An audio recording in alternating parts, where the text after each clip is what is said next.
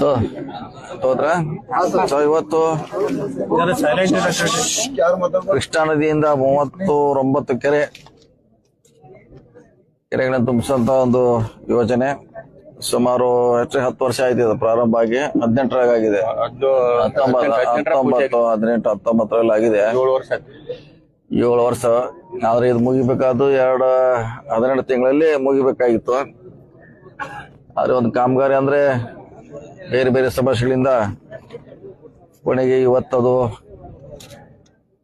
ನೀರು ತುಂಬಿಸುವಂತ ಒಂದು ಹಂತಕ್ಕೆ ಬಂದಿದ್ದೇವೆ. ಇದು ಕೇವಲ ಸಾಂಕೇತಿಕವಾಗಿ ನಾವು ಮಾಡಿದೀವಿ ಇವತ್ತ. ಮುಂದೆ ಇದನ್ನ ಸಂಬಂಧಪಟ್ಟ ಮಂತ್ರಿಗಳು ಅವ್ರನ್ನ ಕರ್ಕೊಂಡ್ಬಂದು ಅಥವಾ ಸಿಎಂ ಅಂದ್ರೆ ಸಿಎಂ ಕರ್ಕೊಂಡ್ಬಂದು ಕಾರ್ಯಕ್ರಮ ಮಾಡ್ತೀವಿ. ಯಾಕಂದ್ರೆ ಇಟ್ಟು ತರಾತುರಿ ಮಾಡ್ಲಿಕ್ಕೆ ಇನ್ನೊಂದು 15 ತಿಂಗಳ ನೀರು ಕಡಿಮೆ ಆಗ್ತೈತೆ. ಅದಕ್ಕಾಗಿ ನೀರು ಇದ್ದಾಗನ ಇದನ್ನ ಬಳಸ್ಕೋಬೇಕು.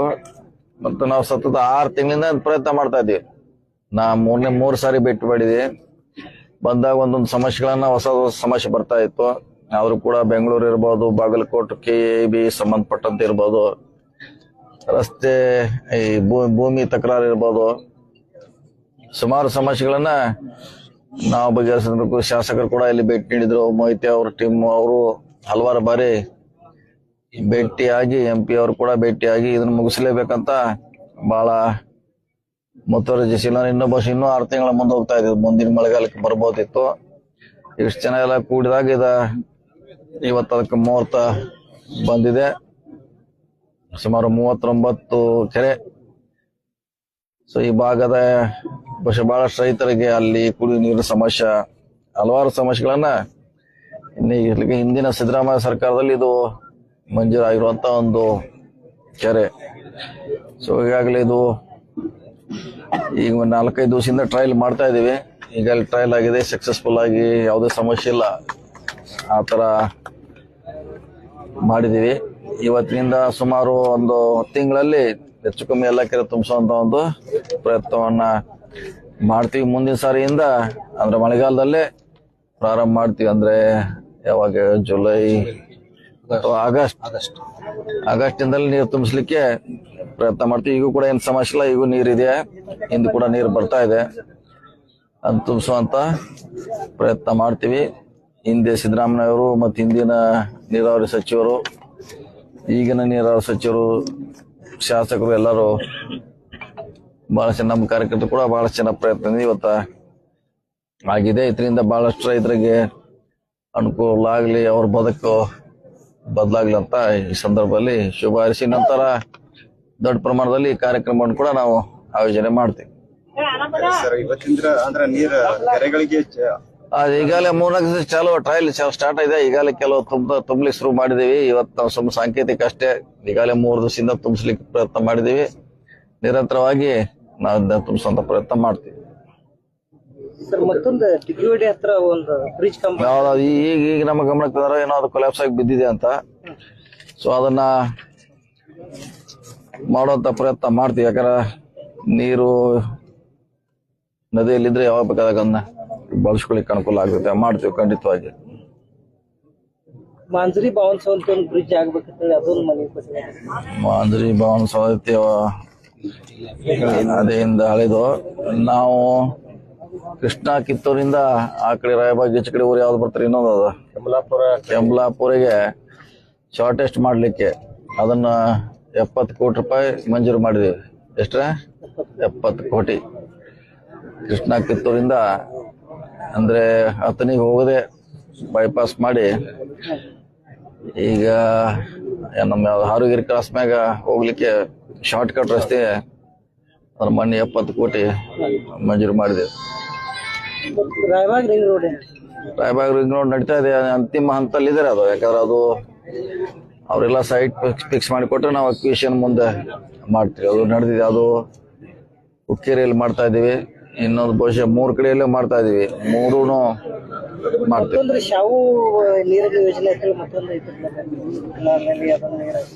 ನೋಡೋಣ ಯಾವ್ದಾವ್ದು ಉಳಿದಿದೆ ಎಲ್ಲ ಪ್ರಯತ್ನ ಮಾಡ್ತೀವಿ. ಯಾವ ಉಳಿದಿದೆ ಇನ್ನೊಂದ್ಸಾರಿ ಮೀಟಿಂಗ್ ಮಾಡಿ ನೀರಾವರಿ ಅಧಿಕಾರಿಗಳ ಜೊತೆ ಮಾಡುವಂತ ಪ್ರಯತ್ನ ಮಾಡ್ತೀವಿ. ರಾಯಬಾಗ್ ತಾಲೂಕಲ್ಲಿ ಸಾಕಷ್ಟು ರೋಡ್ಗಳು ಬಹಳಷ್ಟು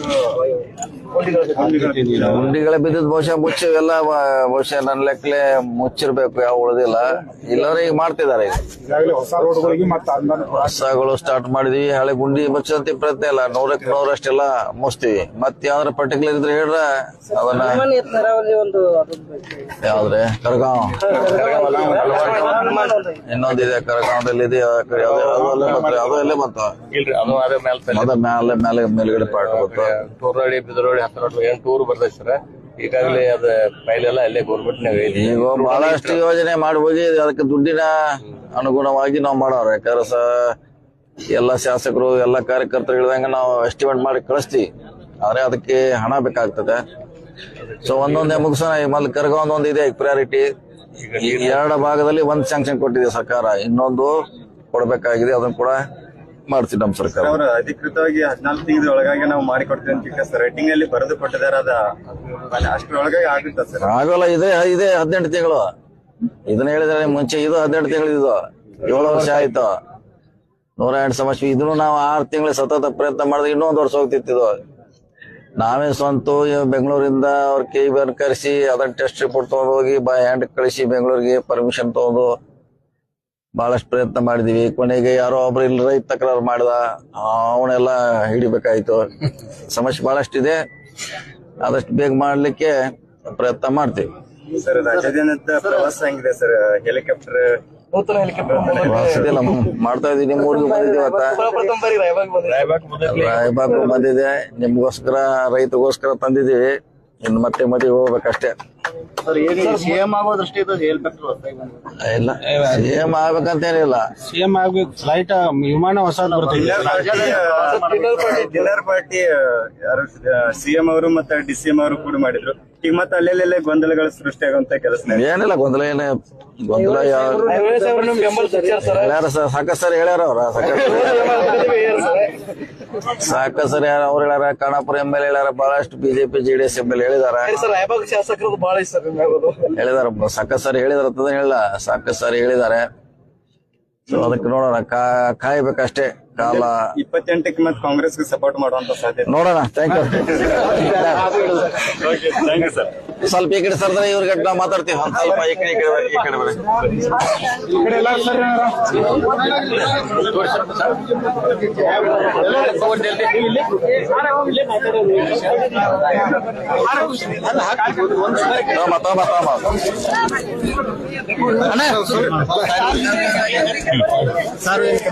ಓಕೆ.